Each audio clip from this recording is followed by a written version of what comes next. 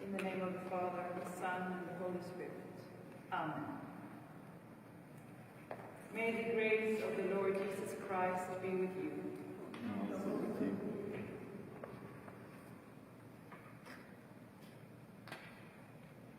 Almighty God, to you all hearts are open, all desires known, and from you no secrets are hidden. Cleanse the thoughts of our hearts by the inspiration of your Holy Spirit, that we may perfectly love you and worthily magnify your holy name, through Christ our Lord. Amen. Let us all rise for our first hymn in the Red Book, number 92.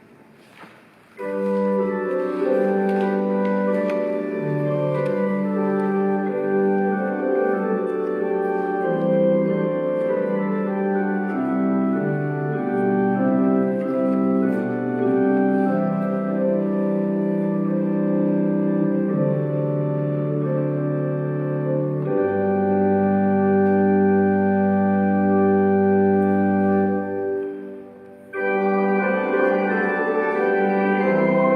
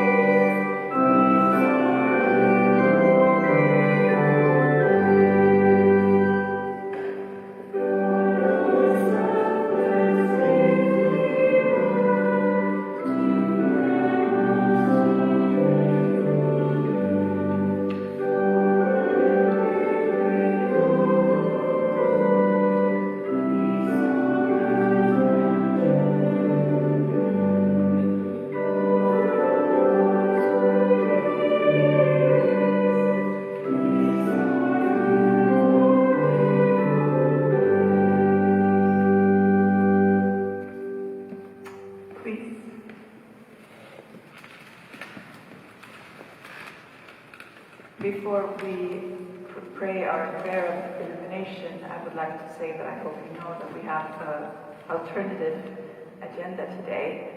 We will have the Lord's Prayer and the blessing a bit earlier before the communion because we are recording the service today for those who are following on Facebook. That is the changes. And I would also like to say that this Sunday is Sunday of prayer. So the text and the sermon will be about prayer. And let us pray. Lord, open our hearts and minds by the power of your Holy Spirit, that as the scriptures are read and your word proclaimed, we may hear with joy what you say to us today. Amen.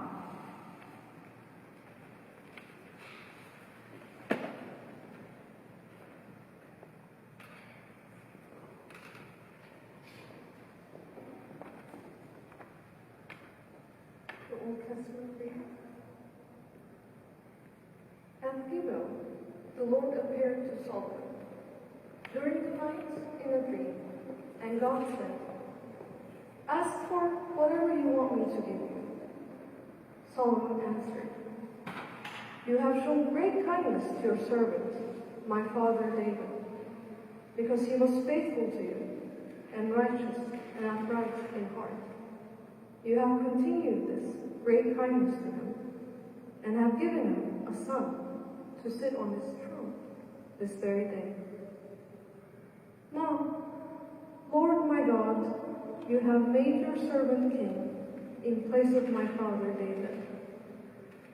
But I am only a little child and do not know how to carry out my duties. Your servant is here among the people you have chosen, a great people, too numerous to count or number. So give your servant a discerning heart to govern your people, and to distinguish between right and wrong. For who is able to govern this great people of yours?" The Lord was pleased that Solomon had asked for this. So God said to him, "Since you have asked for this, and not for a long life and wealth for yourself, nor have asked for the death of your enemies, but for discernment in administrating justice, I will do what you have asked. I will give you a wise and discerning heart, so that there will never have been anyone like you, nor will there ever be. Moreover, I will give you what you have not asked for, both wealth and honor, so that in your lifetime you will have no equal among kings. And if you walk in obedience to me and keep my decrees and commands, as David, your father, did, I will give you a long life."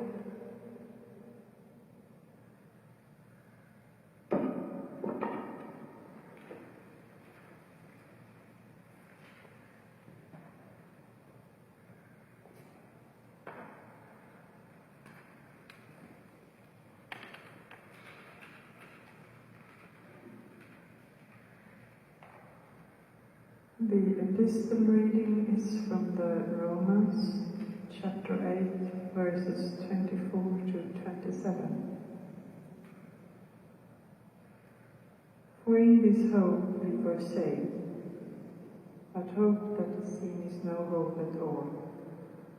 Who hopes for what they already have? But if we hope for what we do not yet have, we wait for it patiently. In the same way, the Spirit helps us in our weakness. We do not know what we ought to pray for, but the Spirit Himself intercedes for us through wordless groans. And He who searches our hearts knows the mind of the Spirit, because the Spirit intercedes for God's people in accordance with the will of God.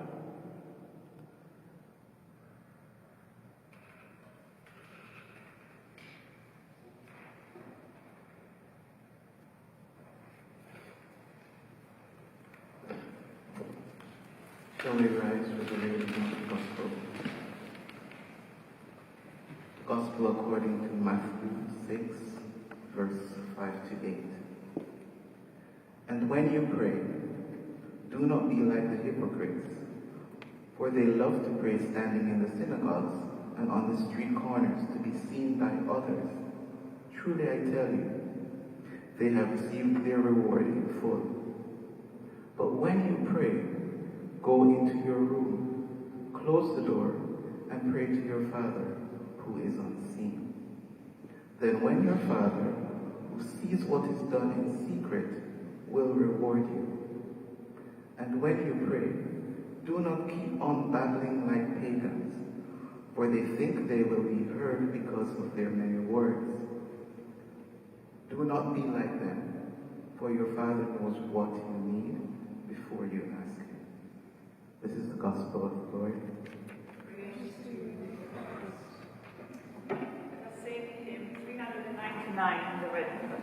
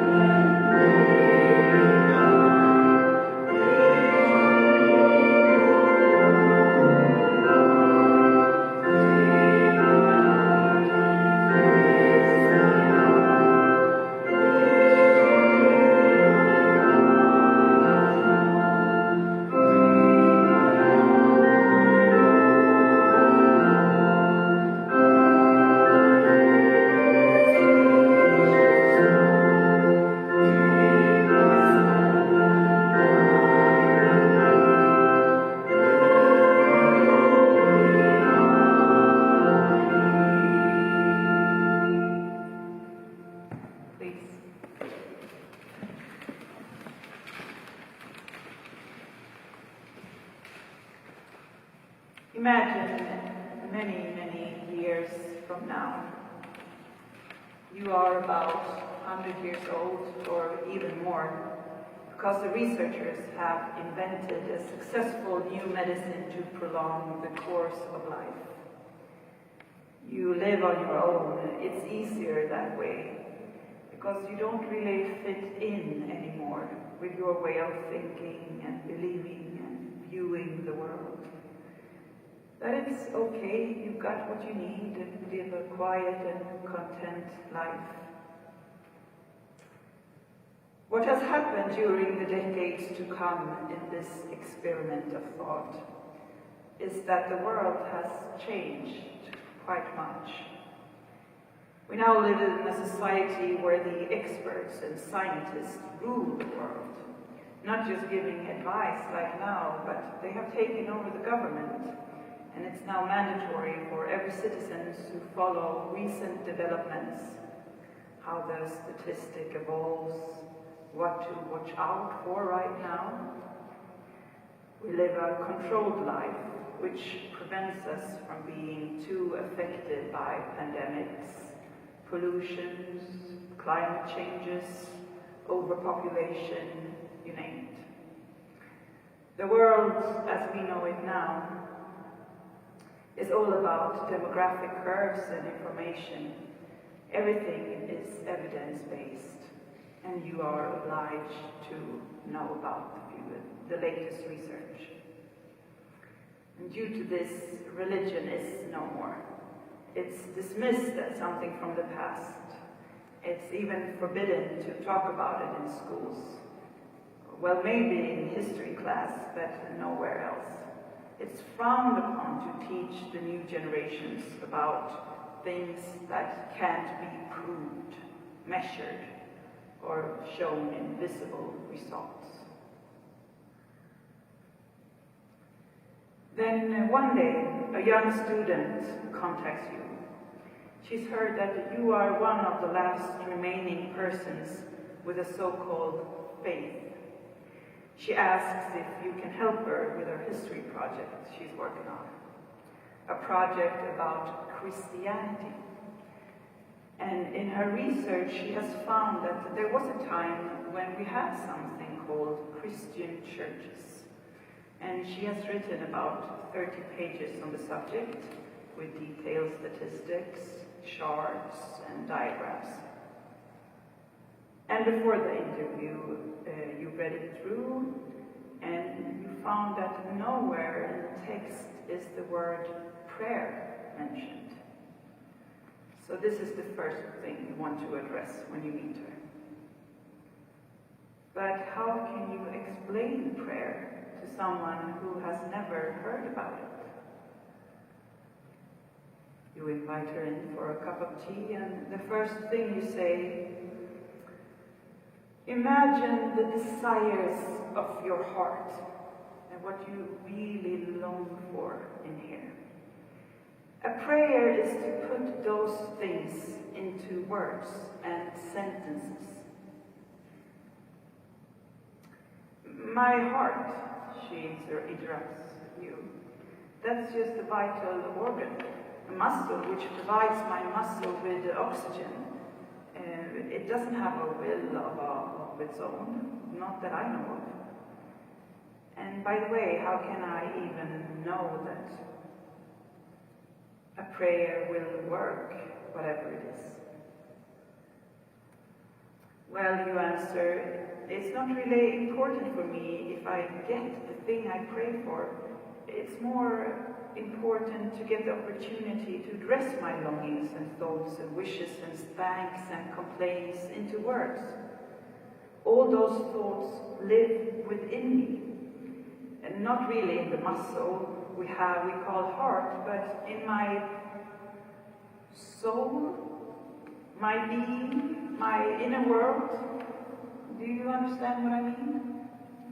Yes, she says. I found that information, and on page 14 I've written about a thing called soul that you believed in older days. Exactly. I believe that we are so much more than what is visible to the eye.